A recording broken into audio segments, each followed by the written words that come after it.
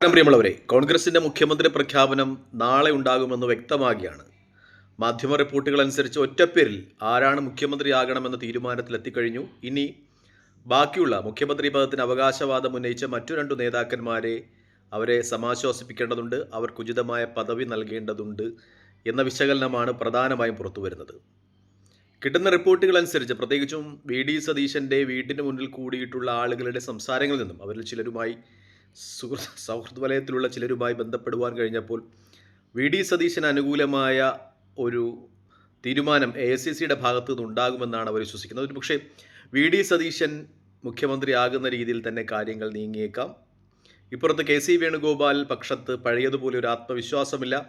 അവർ ലീഗിനെതിരെ അമർഷം പ്രകടിപ്പിക്കുന്നുണ്ട്. ചില അവരുടെ ഗ്രൂപ്പുമായി ബന്ധപ്പെട്ട് നിൽക്കുന്ന ചില ആളുകളുടെയൊക്കെ പ്രസ്താവനകളുണ്ട്. പ്രത്യേകിച്ചും MM ഹസൻ ഇന്ന് രാവിലെ തന്നെ അദ്ദേഹത്തിൻ്റെ പ്രസ്താവന ഉണ്ടായിരുന്നു. ഘടകകക്ഷികൾ ആവശ്യമില്ലാത്ത കാര്യങ്ങളിൽ ഇടപെടരുത്, കോൺഗ്രസിൻ്റെ ആഭ്യന്തര കാര്യമാണ് അവരുടെ നിയമസഭാ കക്ഷി നേതാവിനെ തീരുമാനിക്കേണ്ട എന്നർത്ഥത്തിൽ. അതിന് എന്തായാലും ഷിബു ബേബി ജോൺ ഉചിതമായ മറുപടി കൊടുത്തു. എന്തായാലും അതുമായി ബന്ധപ്പെട്ട വലിയ വിവാദങ്ങൾ ഇങ്ങനെ കത്തിപ്പടരുകയാണ്. എന്തായാലും അവസാന നിമിഷ റിപ്പോർട്ടുകൾ കേരളത്തിലെ മുഖ്യമന്ത്രി പദം ആർക്കായിരിക്കുമെന്നതിനെക്കുറിച്ച് വിശകലനം ചെയ്യുമ്പോൾ അത് വി സതീശൻ്റെ കോർട്ടിലാണ് പന്ത് എന്ന രീതിയിൽ തന്നെയാണ് മാധ്യമങ്ങളൊക്കെ റിപ്പോർട്ട് ചെയ്യുന്നത്.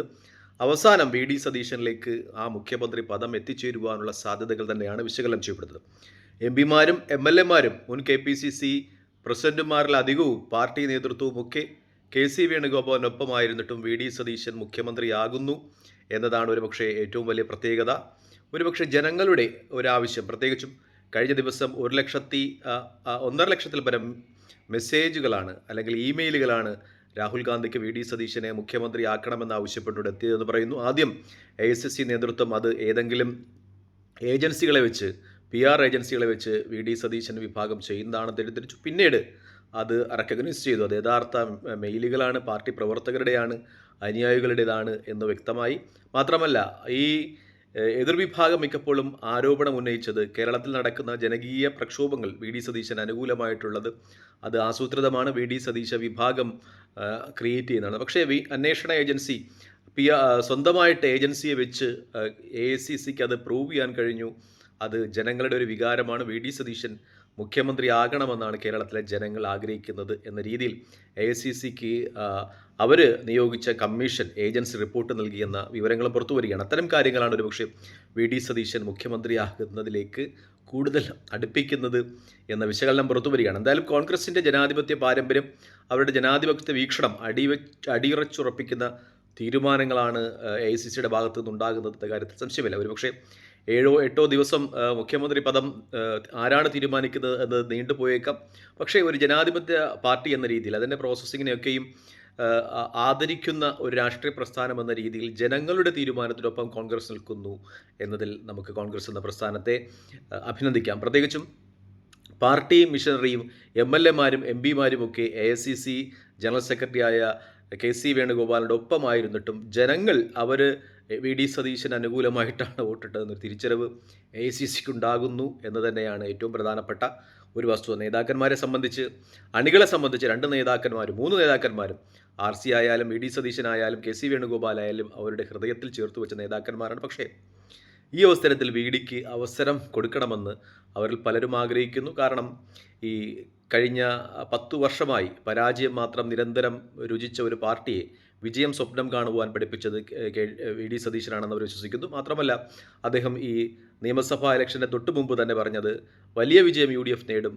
100-ൽ-അധികം സീറ്റുകൾ നേടും, അങ്ങനെ നേടിയില്ലെങ്കിൽ താൻ രാഷ്ട്രീയ വനവാസത്തിന് പോകും, അല്ലെങ്കിൽ പരാജയത്തിൻ്റെ ഉത്തരവാദിത്തം തനിക്ക് മാത്രമായിരിക്കും, വിജയിച്ചാൽ അത് മറ്റുള്ള നേതാക്കന്മാർക്കും അണികൾക്കും ഒക്കെ അവകാശപ്പെട്ടതാണ് എന്നൊരു പ്രസ്താവന ഉണ്ടായിരുന്നു. അതായത് പരാജയപ്പെടുകയാണെങ്കിൽ അതിൻ്റെ ഉത്തരവാദിത്വവും മൊത്തവും ഏൽക്കുവാൻ അദ്ദേഹം തയ്യാറായിരുന്നു. മറ്റൊരു നേതാക്കന്മാരും അങ്ങനെ ഒരു പ്രസ്താവന നടത്തിയിട്ടില്ല. മിക്കപ്പോഴും അവിടെയും ഇവിടെയും ഇല്ലാത്ത രീതിയിലുള്ള ഇടപെടലുകളായിരുന്നു എന്നതാണ് ഏറ്റവും വലിയ വസ്തുത. പ്രത്യേകിച്ചും KC വേണുഗോപാലൊക്കെ പറഞ്ഞത് അദ്ദേഹം ഈ മുഖ്യമന്ത്രി പദത്തിന്, കേരളത്തിൽ മുഖ്യമന്ത്രി പദത്തിൽ ചർച്ച ചെയ്യപ്പെടുന്ന ആളുകളുടെ പേരിൽ നിന്ന് തൻ്റെ പേര് മാറ്റിക്കൊള്ളൂ, താൻ അങ്ങനെ മുഖ്യമന്ത്രി പദത്തിന് അവകാശവാദം ഉന്നയിക്കില്ല എന്ന്. പക്ഷേ ഇലക്ഷൻ റിസൾട്ട് വന്നതിന് ശേഷം ആ സ്ഥിതിഗതികളൊക്കെ മാറി KC വേണുഗോപാലിൻ്റെ പേര് കൂടി മുഖ്യമന്ത്രി പദത്തിലേക്ക് വന്നു.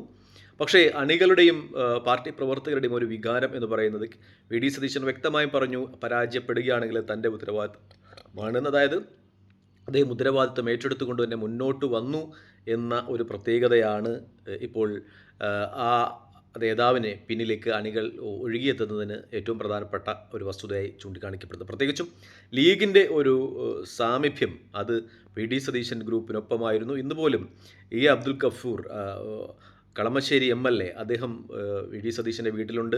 മുഹമ്മദ് ഷിയാസും അബ്ദുൽ ഗഫൂറുമാണ് ഇപ്പോൾ അവിടെ വി ഡി സതീശൻ്റെ വീട്ടിലുള്ള MLA മാർ എന്ന റിപ്പോർട്ടുകളാണ് മാധ്യമങ്ങൾ പുറത്തുവിടുന്നത്. ഒരുപക്ഷെ ലീഗിൻ്റെ ഔദ്യോഗിക നേതൃത്വത്തിൻ്റെയൊക്കെ അറിവോടുകൂടിയായിരിക്കാം അവിടെ എത്തുന്നത്. ഘടകകക്ഷികളും വി ഡി സതീശനോടൊപ്പം തന്നെയാണ്. RSPയുടെ ഭാഗത്തു നിന്നുള്ള പ്രസ്താവനകളായാലും CMBയുടെ ഭാഗത്തു നിന്നുള്ള പ്രസ്താവനയായാലും കേരള കോൺഗ്രസ് ജോസഫിൻ്റെ ഭാഗത്തുള്ള പ്രസ്താവനകളുമായാലും കൂട്ടിയോജിപ്പിക്കുമ്പോൾ മനസ്സിലാകുന്നത് അവരൊക്കെയും വി ഡി സതീശനൊപ്പം തന്നെയാണ് എന്നതാണ്. പക്ഷേ കോൺഗ്രസിൻ്റെ MLA മാരും MP മാരും പാർട്ടി നേതൃത്വവും മുൻ KPCC പ്രസിഡന്റുമാരുമൊക്കെ KC വേണുഗോപാലിനൊപ്പമായിരുന്നു. എന്നിട്ടും പാർട്ടി ഇപ്പോൾ വി ഡി സതീശന് അനുകൂലമായി തീരുമാനങ്ങൾ എടുക്കുന്നു എന്ന് പറയുന്നത് അത് ജനങ്ങളുടെ വിജയമാണ് എന്ന കാര്യത്തിൽ സംശയമില്ല.